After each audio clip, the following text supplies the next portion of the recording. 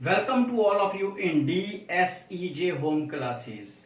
I am Harpreet Singh, teacher of biology. आज हम बात करेंगे एक फैक्ट की जो आप जानकर हैरान हो जाओगे। तो आपको जानकर ये हैरानी होगी कि हमारी जो बॉडी है एक चलता फिरता मेडिसिनल शॉप है। किस तरह से? अगर आप चाहो तो अपने शरीर में वो हर एक केमिकल प्रोड्यूस कर सकते हो जो हमारे हर डिजीज से लड़ सकता है। और साथ ही साथ आपको सुन के हैरानी होगी, हमारा यही शरीर ऐसे नेगेटिव केमिकल्स भी प्रोड्यूस करेगा जो हमें हर तरह की बीमारी लगा सकते हैं। It's all depend upon our mental conditions. जैसी हमारी मनोवैज्ञानिक स्थिति होगी वैसा ही केमिकल प्रोड्यूस होगा। एग्जांपल देके आपको समझाऊंगा। मान लो कि हम एक ऐसी कंडीशन में हैं, ऐसे इन्वायरमेंट में हैं, यहाँ पे हमें बार बार स्ट्रेस हो रही है। तो जब भी स्ट्रेस होती है तो हमारा ब्रेन जो है वो स्टिमुलेट करता है negative chemicals.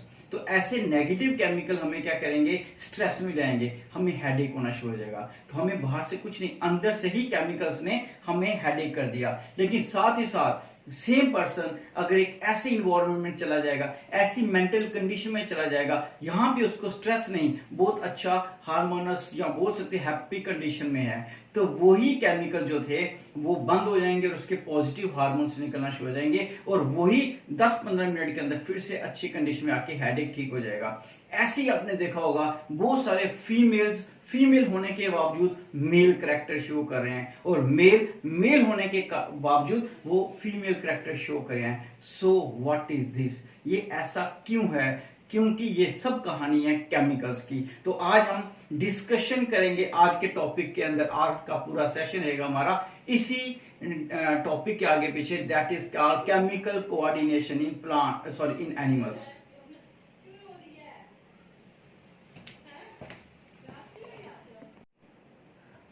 Okay, as we know that the control and coordination in human being is of two types.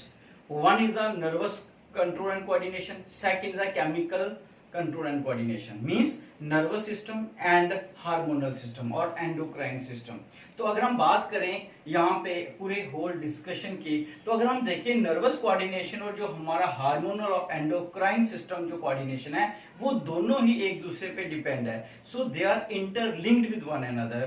तो आप बोलो कि हार्मोनल अकेला ही काम करेगा, नहीं, उसको हम ब्रेन पे डिपेंड रहना पड़ेगा। क्योंकि बहुत सारे, अगर हम एक एग्जांपल लें हाइपोथैलेमस की, so hypothalamus is the part of the diencephalon which is part of the brain.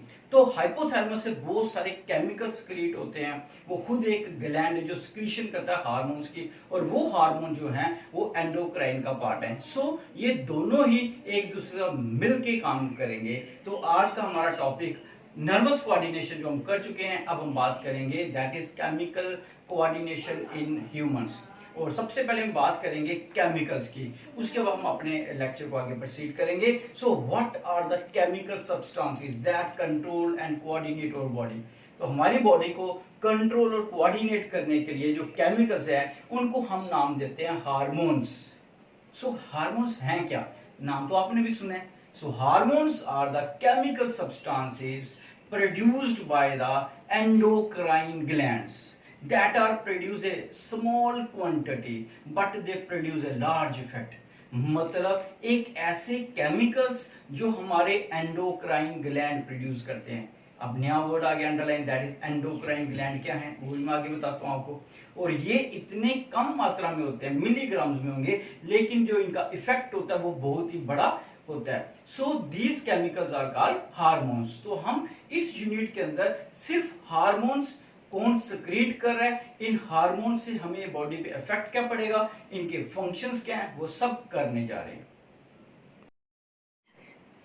तो जैसे मैंने भी बोला एंडोक्राइन ग्लैंड की बात करें तो उससे भी पहले हमें पढ़ना पड़ेगा कि ग्लैंड क्या है। So what do you mean by glands? So gland क्या है? They may be a cell, they may be a tissue, they may be a organ. तो ये कोई सेल भी हो सकता है, कोई बॉडी का टिश्यू भी हो सकता है और ये ग्लैंड भी हो सकता है। मतलब एक सेल जो आंखों से देख भी नहीं सकते, इतना छोटा भी हो सकता है और इतना बड़ा, जैसे आप बोल सकते हो लीवर, बॉडी का बहुत बड़ा ऑर्गन है, बहुत बड़ा ग्लैंड है।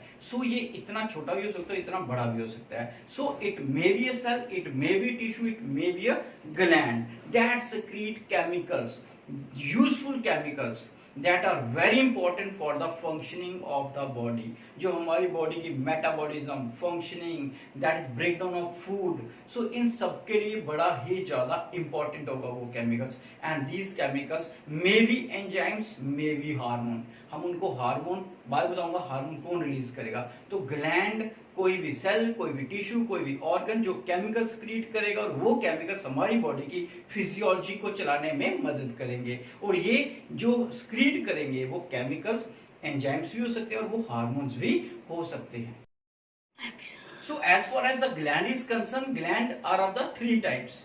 तो एक तो आपको सामने यहाँ पे दिख रहा है मेरे, तो यहाँ पे अगर आप देखो ध्यान से तो यहाँ पे आपको बहुत सारे लेयर्स दिख रही होंगी, और नीचे आप यहाँ पे देख रहे होंगे तो यहाँ पे आपको क्या दिख रहा है, एक ग्लोबुलर स्ट्रक्चर दिख रहा है, बैलून की तरह स्ट्रक्चर दिख रहा है, और उस बैलून से एक छोटी सी पाइप है जो ऊपर की तरफ जा रही है और वो अपनी सिक्रीशंस बाहर फेंकेगी। सो एक ऐसा ग्लैंड, इसी को आप ग्लैंड का नाम देंगे, जो आपको यहाँ पे दिख रहा है आपको बैलून की तरह, और उस बैलून में एक डक्ट दिख रही है आपको, और उस डक्ट से जो केमिकल्स है वो बाहर जाके गिरेंगे। Okay, so such type of the gland where it has the ducts, okay, ऐसे gland, the gland that possess duct, such gland are called exocrine gland। ऐसे gland को बोलते हो exocrine gland, और इनके पास duct होने के कारण ये अपनी secretion अपने से काफी दूर फेंकते हैं, तो ये ब्लड में नहीं अपनी बॉडी से बाहर फेंके। जैसे आप बोल सकते हो स्वेट ग्लैंड, आप बोलोगे सैलिवरी ग्लैंड्स, तो ये अपनी सिक्रीशंस को ब्लड में ना होके बाहर फेंकेंगे। बाहर का मीनिंग होता है exit, that's why it is called exocrine gland. तो यहां से निमोनिक से लर्न कर सकते हो, एक्सो का मीनिंग बाहर, तो डक्ट होने के कारण ये अपनी सिक्रीशंस को बाहर फेंकेंगे। This is the first type of the gland, and the second type of the gland is the endocrine gland। so endocrine glands are the ductless gland। जैसे आप यहाँ पे देख रहे होंगे, तो यहाँ पे अगर आप ग्लैंड को देखो तो यहाँ पे आपको बिना डक्ट के ग्लैंड दिखेगा, जिसमें कोई डक्ट नहीं है। तो फिर बात आती है कि ऐसे ग्लैंड अपने सिक्रीशंस को टारगेट सेल तक कैसे पहुंचाएंगे। तो अगर हम बात करें टारगेट सेल, तो टारगेट सेल काफी दूर भी हो सकता है और पास भी हो सकता है। So they pour their secretions into the blood and blood carry these secretion into the target cells. कहने का मतलब कि ये जो ग्लैंड होते हैं इनमें डक्ट नहीं होती है, तो वैसे ही मान लो एक बैलून है, उसमें पानी डाल दिया और ऊपर से बंद कर दिया, उसमें आगे कोई भी पाइप नहीं है। तो ऐसे ग्लैंड जो होते हैं वो अपनी सिक्रीशंस को, जो इनके पास से ब्लड स्ट्रीम जाएगी, उन ब्लड स्ट्रीम में डाल देंगे, और वो ब्लड स्ट्रीम इनको लेके जाएगी दूर और जाके फेंकेगी टारगेट सेल तक, जहां पे इनको कोई काम करना है। और इनके जो केमिकल्स होते हैं, these chemicals are called hormones. और जो एक्सोक्राइन के हमने केमिकल्स पढ़े थे, मोस्टली वो स्वेट भी हो सकती है, वो आप बोल सकते हो सैलिवा भी हो सकता है, ज्यादातर वो एंजाइम्स ही होंगे। ओके, तो जैसे अब आपको मैं बताता हूं कि एंडोक्राइन ग्लैंड किस तरह से अपनी सिक्रीशन जो है वो आगे छोड़ता है। तो यहाँ पे आप देख रहे होंगे, जहां से आप येलो कलर के एंडोक्राइन ग्लैंड देख रहे होंगे, तो ये एंडोक्राइन ग्लैंड क्या करे, अपनी सिक्रीशन यहाँ पे डालेंगे ब्लड वेसल्स के अंदर, यहां से ब्लड वेसल को ले जाके कहां छोड़ेंगे, तो यहां से आप देखोगे ये जा रही है कहां पे, टारगेट सेल तक। और ये टारगेट सेल क्या करेगा, इसको अब अपना जो फंक्शन है, फिजियोलॉजी है, जो परफॉर्म करेगा। ओके, सो इस तरह से आप देखोगे यहां से ये सारे का सारा जा रहा है ब्लड वेसल्स के अंदर, ब्लड वेसल्स होते ये जाएगा टारगेट सेल तक। तो ये काम करने का तरीका होता है एंडोक्राइन ग्लैंड और हार्मोन्स का। तो यहाँ पे ये बन रहे हैं, वहां से यहाँ पे टारगेट सेल है, वहां तक ये पहुंचेंगे through blood stream. Okay, now we will discuss about what are hormones. So hormone मैंने बोला, these are the secretions of the endocrine gland, not the exocrine gland, क्योंकि एक्सोक्राइन ग्लैंड एंजाइम्स को बनाते हैं, ना कि हार्मोन्स को। तो first point, so hormones are the chemical messengers. हम इनको केमिकल मैसेंजर का नाम देते हैं because they take the messages from one part of the body to the other part of the body. तो ये ब्लड के थ्रू जाते हैं। तो तीसरा पॉइंट आ गया, they are carried by the blood, तो ये ब्लड के थ्रू आगे जाएंगे। नेक्स्ट आ गया कि ये एक स्पेसिफिक टिश्यू पे ही काम करते हैं। ये नहीं है कि अगर हाइपोथैलेमस कोई हार्मोन्स को रिलीज कर रहा है तो अगर वो गोनैड्स में चाहिए तो वो कहीं और भी काम करेगा, नहीं। अगर वो गोनैड्स, टेस्टिस और ओवरीज के लिए चाहिए तो वो वहीं पे जाके काम करेंगे। ओके, सो अगर हमारे फोर्थ पॉइंट आ गया कि ये इंडिपेंडेंटली काम करते हैं, दे वर्क इंडिपेंडेंटली। कहने का मतलब अगर हमारे 10 हार्मोन मिक्स अप हैं तो ऐसा नहीं है कि इससे उनकी प्रॉपर्टी जो है उनको कोई प्रॉब्लम बनेगा, नहीं। अगर वो 10 आपस में इकट्ठे रिलीज हो रहे हैं तो अपने टारगेट सेल पे जाके अपना अपना काम पूरे ईमानदारी के साथ करेंगे, पूरी इंडिपेंडेंटली काम करेंगे। ओके, सो इनके मिक्स होने से कोई भी हमें नुकसान नहीं होगा। सो this is the characteristic feature of the hormones को। और हार्मोन जो है मैंने अभी बोला वो अपनी जहां पे प्रोड्यूस होते हैं वहां से टारगेट साइट तक अगर जाना है तो ये ब्लड के थ्रू जाएंगे और बड़ी कम मात्रा में प्रोड्यूस होते हैं, they are produce in a least amount, बड़ी कम मात्रा में होता है और इनका जो एक्शन होता है वो बहुत ज्यादा स्लो होता है, रैपिड एक्शन ये नहीं करते। So these are the chemical features, आप बोल सकते हो properties of the hormones that are the secretion of the endocrine gland. Okay, अब बात करेंगे डिफरेंट जो एंडोक्राइन ग्लैंड्स है हमारी बॉडी में, उनके नाम बताओ। So no we have a different types of the endocrine gland. So we have number of endocrine gland in our body और उनमें से कुछ जो है इंपॉर्टेंट हम बात करेंगे। जैसे सबसे पहले मैं बात करता हूं कि ब्रेन की, तो ब्रेन जो है वो सेंटर में इसलिए रखा है क्योंकि ब्रेन जो है सब ग्लैंड्स को कंट्रोल करता है। तो अगर मैं ब्रेन हूं, मैं सेंटर में हूं, तो मैं यहाँ पे देख रहा हूं कि मेरे जितने भी ग्लैंड है इनकी पोजीशन के बेस पे ऐसे लर्न करने के लिए बताया। तो अगर मेरे ऊपर देखोगे आपको दिख रहा होगा pituitary gland which is a very small and very significant organ, आप बोल सकते हो ग्लैंड ऑफ द बॉडी, क्योंकि ये बहुत सारे हमारे फंक्शंस को कंट्रोल करता है। नेक्स्ट अगर हम बात करें इस side, then it is a pineal gland. आप देख रहे होंगे यहाँ पे आपको पीनियल ग्लैंड दिख रहा होगा। उसके आगे चले जाएं तो then it is called testicles, testicles मतलब मेल गोनैड आ गया। उसके नीचे देखेंगे दैट इज ओवरी, तो ओवरी भी यहाँ पे आपको दिख रही है। तो मेरे पाँव में अगर आप देख रहे हो तो यहाँ पे आपको क्या दिख रहा है, पेनक्रियाज, जो हमारे बड़े इंपॉर्टेंट हार्मोन्स को रिलीज करता है, इंसुलिन को, हमारे शुगर मेटाबॉलिज्म करता है। उसके अगर हम इस साइड आ जाए, दूसरी साइड आ जाए, तो यहाँ पे आपको दिख रहा है adrenal gland. So this is the adrenal gland. तो मैं आपकी इंट्रोडक्शन करा रहा हूँ ग्लैंड के साथ। उसके आगे यहाँ पे देखेंगे this is the thymus gland. So this gland is the thymus gland and this is thyroid gland. ये हमारे यहाँ पे प्रेजेंट होता है और थायरोक्सिन वगैरह रिलीज करेगा और हमें बड़े सारी चीजों से बचाएगा और करता भी अगर नेगेटिव में रिलीज होगा तो। सो this is the introduction of the endocrine gland in our body. Okay, let's start with the first gland and the first gland is the pancreas. तो पैनक्रियाज के बारे में कुछ मैंने यहाँ पे पॉइंट्स लिख दिए हैं, आप इसको डिस्कस करते हैं। सो it is the second largest gland of the body, that is the first point, क्योंकि इससे बड़ा जो होता है वो लीवर होता है first. Second, pancreas present in the loop of duodenum. तो ड्यूडिनम की जो लूप होती है इसमें आपको यहाँ पे दिखेगा, इस लूप के अंदर ये प्रेजेंट है। तो लोकेशन क्या है, in the loop of the duodenum. तो आप वहां पे इसकी डायग्राम भी देख सकते हो, साथ साथ कलरफुल जो है वो भी साथ देखते हो। थर्ड आ गया इसकी लेंथ की बात करें, it is 15 centimetre in length, तो लंबा होता है 15 centimetre.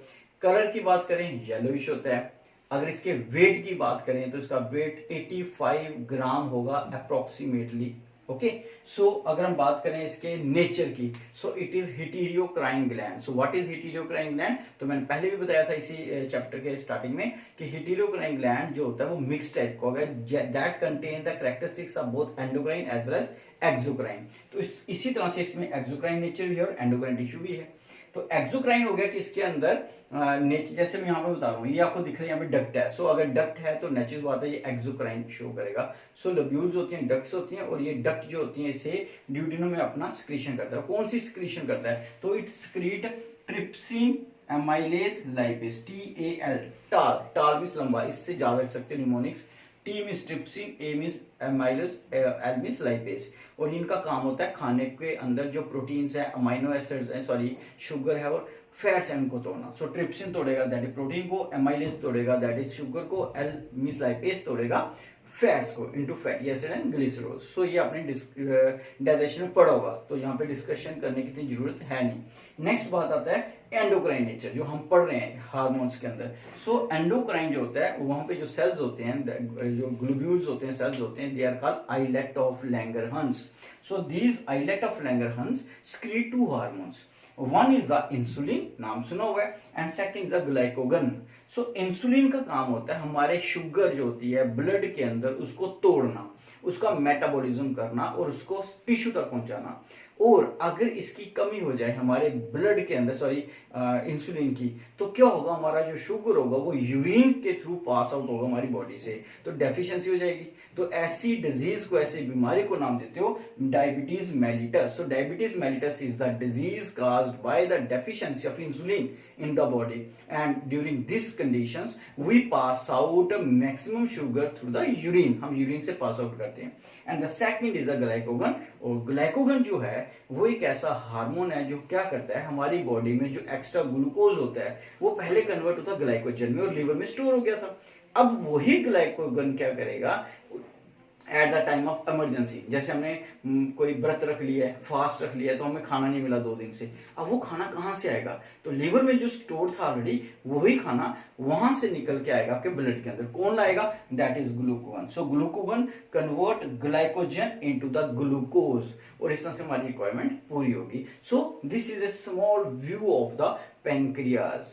Okay, next, the next gland is the gonads. So what are gonads? Gonads means sex gonads, and gonads are the gland that secrete gametes or sex hormones. तो ये वो एक gland है जो हमारे बॉडी के अंदर मेल और फीमेल के अंदर सेक्स हार्मोन्स को प्रोड्यूस करते हैं, साथ ही साथ ये हमारी बॉडी के अंदर गैमेट्स को भी प्रोड्यूस करते हैं। ओके, सो अगर हम बात करें गोनाड्स कितनी तरह के हैं, तो हमारे पास अगर हम बात करें 2 कैटेगरीज हैं जेंडर के बेस पे, मेल एंड फीमेल, तो हमारे पास 2 ही तरह के ग्लैंड भी होंगे, testis and ovaries. Testis in case of male and ovaries in case of females.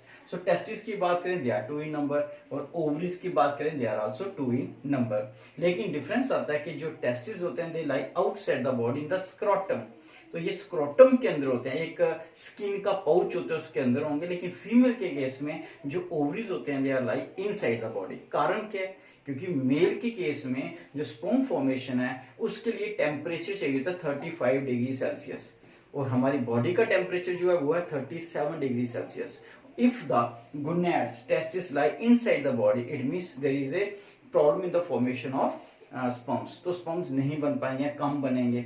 Okay, तो इसलिए नेचर ने टेस्टिस जो है they lie in the scrotum outside the body, यहाँ पे टेम्परेचर 2 डिग्री कम होता है as comparison to the body, तो 35 डिग्री सेल्सियस टेम्परेचर होता है for the formation of sperms. So they lie outside body, ovaries lie inside the body. Okay, next they produce sex hormones। मैंने अभी बोला था कि ये गोनाड सेक्स हार्मोन्स को प्रोड्यूस करते हैं, और उन सेक्स हार्मोन्स को बोलते हैं टेस्टोस्टेरोन्स। तो testosterone is a male sex hormone, जो मेल के कैरेक्टर्स हैं, जितने भी मेल के अंदर मेलनेस है वो सारी की सारी इस हार्मोन के कारण है। और अगर किसी मेल के अंदर ये हार्मोन थोड़ा कम हो जाए तो हो सकता है उसके अंदर मेलनेस वाले जो कैरेक्टर्स है वो भी कम हो। ओके, सो ये क्या करता है, ये मेल के अंदर सेकेंडरी सेक्सुअल कैरेक्टर्स की डेवलपमेंट करता है, जैसे मूंछों का नाम और मोस्टैचिस, बियर्ड, है ना, बॉडी हेयर ग्रोथ जो होती है वो, मसल्स का डेवलप होना, आवाज का टोन का थोड़ा सा हाई होना। ओके, ये सब जो बातें हैं वो कौन करता है, सेकेंडरी सेक्सुअल कैरेक्टर्स के अंदर आते हैं, और ये करता है टेस्टोस्टेरोन। अगर हम बात करें फॉर्मेशन ऑफ स्पर्म्स की, वो भी टेस्टिस के अंदर ही होते हैं, और स्पर्म जो हैं वो हमारी आगे जनरेशन को चलाने के लिए काम आते हैं। Okay, so this is as far as testis is concern. Same हमारे पास फीमेल के गोनाड है, दैट इज ओवरीज। तो ovaries 2 in number, they lie inside the body, they produce 2 hormones, that is progesterone and oestrogen. और ये दोनों hormone जो है फीमेल के लिए बड़ी ज्यादा इंपॉर्टेंट है। मेल के जैसे बोला कि मेल में पॉवर्टी जो आती है इसके कारण आती है, लेकिन फीमेल के अंदर जो पॉवर्टी आती है, जो फीमेल के सेकेंडरी सेक्सुअल कैरेक्टर का डेवलपमेंट होता है, उनकी बॉडी का टोन जो होता है, उनकी स्किन का जो स्मूथनेस है, ब्रेस्ट का डेवलपमेंट होना, उनकी आवाज जो हाई पिच होती है, उनकी हाई होती है, पतली होती है, वो सब जो कैरेक्टर्स हैं वो सारे किसके कारण है, इन दोनों के हैं। प्लस मेंस्ट्रुअल साइकिल का पूरा मेंटेन होना, यूट्रस की वॉल का थिक होना, ओके, प्रेगनेंसी को सेट करना, वो सब जो है that is due to the hormone progesterone and oestrogens. So this is the whole summary of gonad, that is testis and ovaries. The third next gland is the pineal gland. So it is a very small gland that is very small in size, and it is reddish gray in color, and the location, as far as location is concerned, it is present between the two hemisphere. तो brain के जो दो hemisphere उनके बीच में ये present होता है, ये इसकी लोकेशन रहेगी. And it secrete a hormone called as melatonin. So ये मेलेटोनिन नाम का एक हार्मोन है, उसको स्क्रीट करता है, और उस मेलेटोनिन का काम होता है हमारे जो गोनैड्स है उनकी रेगुलेशन करना. So it regulate the working of the gonads. So it means ये गोनैड को रेगुलेट करा तो बहुत बड़ा काम करा है, जिससे मेल और फीमेल जो गोनैड है वो अपना काम पूरा कर पाएंगे. The next gland is the thyroid gland. So what is the thyroid gland? So it is a gland which is present at the neck region. इस हमारे neck region में जो present है इसको thyroid gland बोलते हैं. ये largest endocrine gland है. ये याद रखना, largest gland नहीं है, it is a largest endocrine gland, and the largest gland is the liver. क्योंकि लीवर जो है वो लार्जेस्ट ग्लैंड है, लेकिन ये एंडोक्राइन ग्लैंड लार्जेस्ट है. Okay.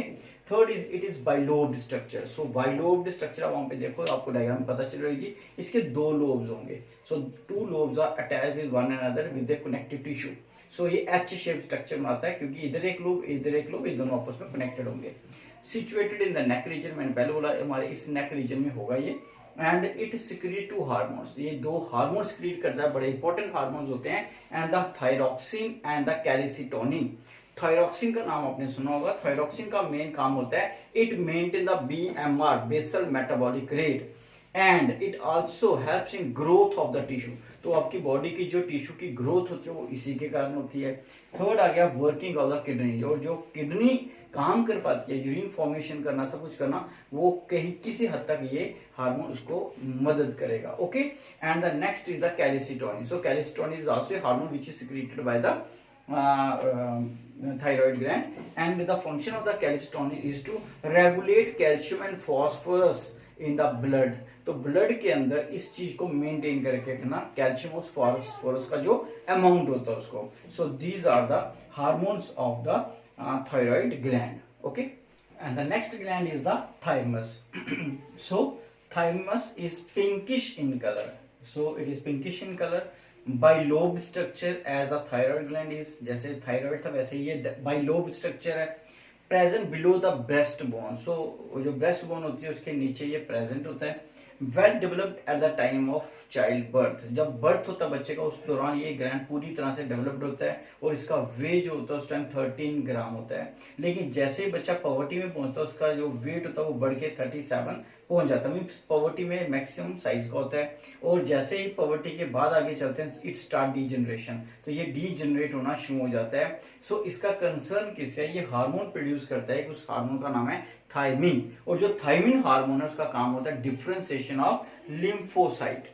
So what is lymphocyte? तो पता ही है आपको, पता है जो सेल्स लिम्फ को बनाते हैं. लिम्फ हमारा दूसरा सर्कुलेटरी सिस्टम है. जैसे एक होता है ब्लड सर्कुलेटरी सिस्टम, एक लिम्फेटिक सिस्टम होता है. उसके जो सेल्स होते हैं उनको बोलते हैं लिम्फ, और लिम्फोसाइट्स उन्हीं सेल्स को बोलते हैं, डब्ल्यूबीसी होते हैं, स्पेशल टाइप के जो हमारे इम्यून सिस्टम को बढ़ाते हैं. ओके. सो ये मान लो कि इम्यूनिटी के साथ रिलेटेड है, इम्यून सिस्टम को बढ़ाएगा. और बच्चों के अंदर यही जो हार्मोन है थायमिन, ये उनके टिश्यू की ग्रोथ करता है ज्यादा. तो बच्चों की ज्यादा ग्रोथ जो होती है स्टार्टिंग में वो इसी हार्मोन्स के कारण होती है. सो this is the thymus. Okay students, so these are the 5 hormones and the functions of the hormones. तो अब जो नेक्स्ट हमारे हार्मोन्स कुछ रह गए हैं, 3-4-5 रह गए हैं, तो थोड़े लेंथी बड़े हैं, तो हम अगली वीडियो के अंदर उसको कवर करने की कोशिश करेंगे. सो कैसी लगी आपको वीडियो? अगर आपको अच्छी लगी है तो प्लीज हमें बताएं, हमें कमेंट में बताएं. अगर कोई भी क्वेश्चन इन टॉपिक्स में से कंसर्न आपको लगता है कि आपको पूछना चाहिए तो आप पक्का पूछें, और मैं कोशिश करूंगा उनका आंसर देने की. Okay. Thank you very much.